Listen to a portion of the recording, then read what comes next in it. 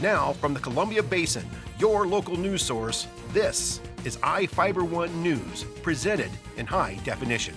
The #1 source for real-time local news, local sports headlines, and our very own Weather Center forecast covering the entire Columbia Basin. With your iFiber One News team, reporting news in real time as it's happening.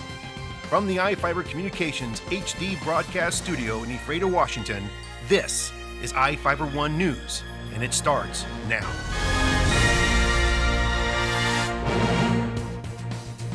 Welcome to iFiber One News. I'm Alan Troop, reporting news from around the Columbia Basin for Monday, December 2nd. Tonight, we report on 2 people being injured by a gunshot in Moses Lake and how a home was burned to cover a theft. In sports, Bob Kirkpatrick reports on Big Bend basketball and how the Cougs did at the Apple Cup. Our spotlight story tonight is about an upcoming festival to celebrate winter in Soap Lake. And we have the latest weather forecast for the Columbia Basin from the iFiber One Weather Center. Our top story tonight, a woman was accidentally shot in the chest with a 9mm pistol yesterday when a family member discharged the pistol while cleaning it. Terry Cafferty, a 69-year-old Moses Lake man, was cleaning the weapon in the dining room when he reportedly forgot to remove the loaded magazine and pulled the trigger. The shot went through his forearm into the living room and struck his daughter-in-law, Miriam Cafferty, a 25-year-old woman, in the chest, according to the Grant County Sheriff's Office. The wounds were described as not being life-threatening. Both people were taken from the home in the 1400 block of West Craig Street in the Larson area near Moses Lake to Samaritan Hospital. Miriam Cafferty was later transferred to Central Washington Hospital. Terry Cafferty was not arrested and charges are not anticipated at this time. Sheriff Tom Jones stated, "This unfortunate accident is regrettably a sobering reminder of the importance behind proper firearm handling and cleaning in a safe location. We would like to extend our sincerest, warmest wishes to Miriam and Terry for a full recovery." A home was burned to cover up a theft of guns and precious metals.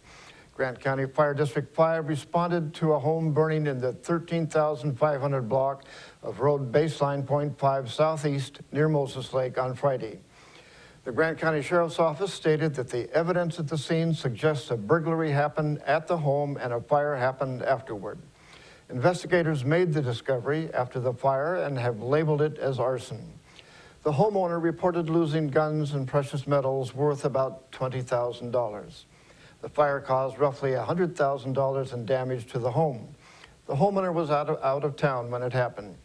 The Sheriff's Office is asking anyone with information about the burglary or the fire to call them at 509-762-1160 and mention the case number of 13GS 14869.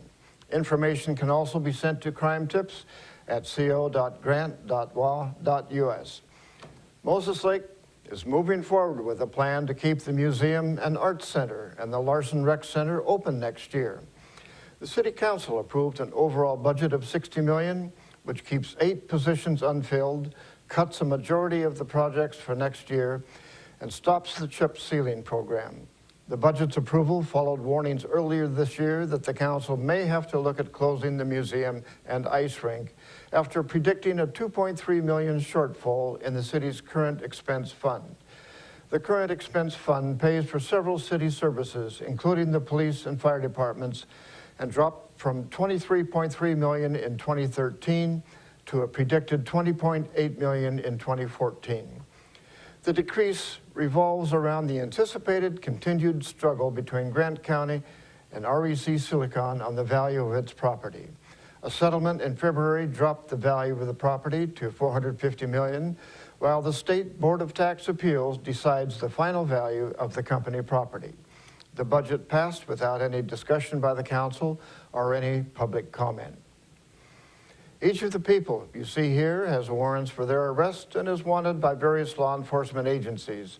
If you see any of these people, the DOC asks that you not attempt to detain or apprehend them, but to call police. You can also call the Department of Corrections at 509-764-6180 during the day or 509-762-1160 after 5 p.m. We will be back after these messages with the latest from our iFiber One Weather Center, sports, and more news.